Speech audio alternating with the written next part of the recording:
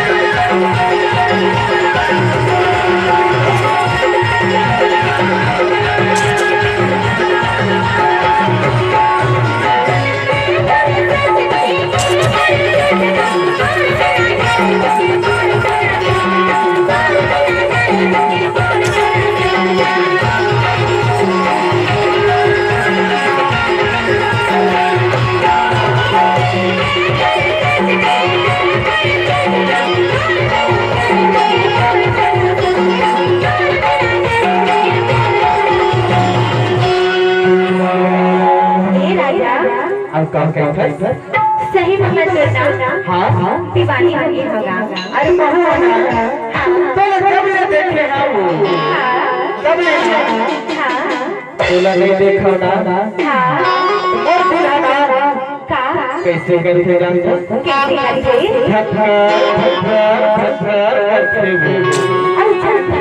हाँ जब नजर में मिल गई इकरार हो गए देखने पर मयारू दर्शन प्यार हो गए तब हो मेरे रस के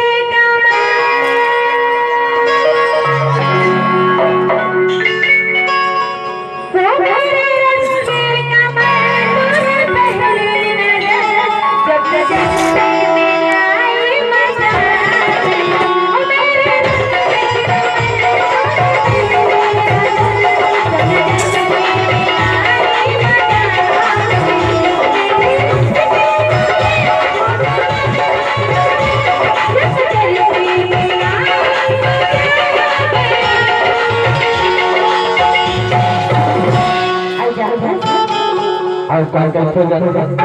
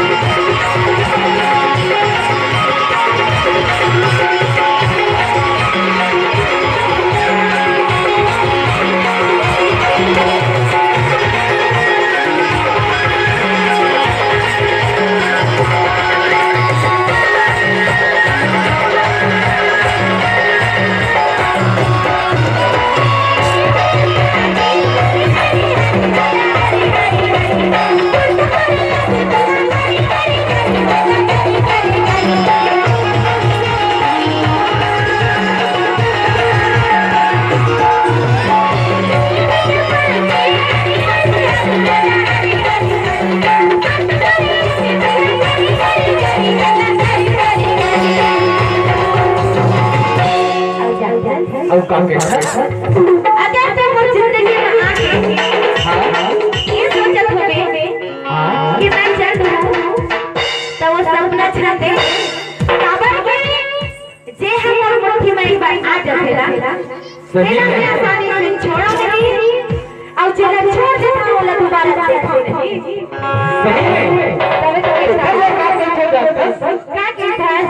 हे भूखा रे सवरिया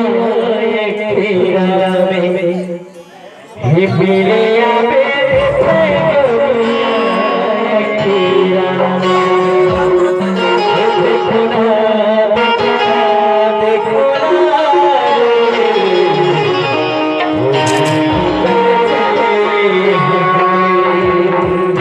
भूखा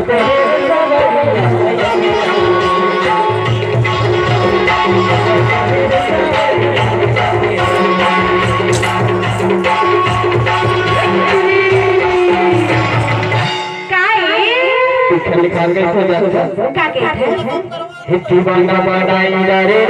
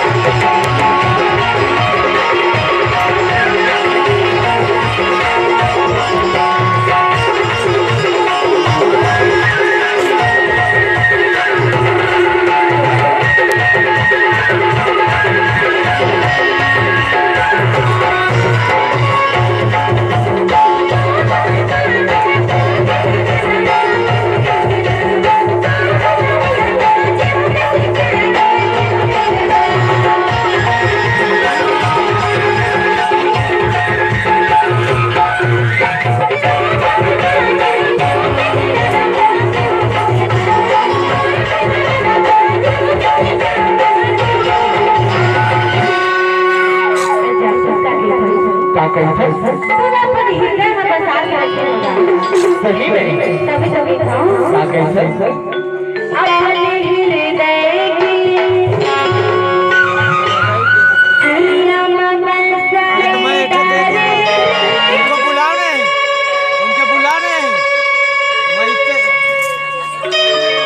सामान को भेज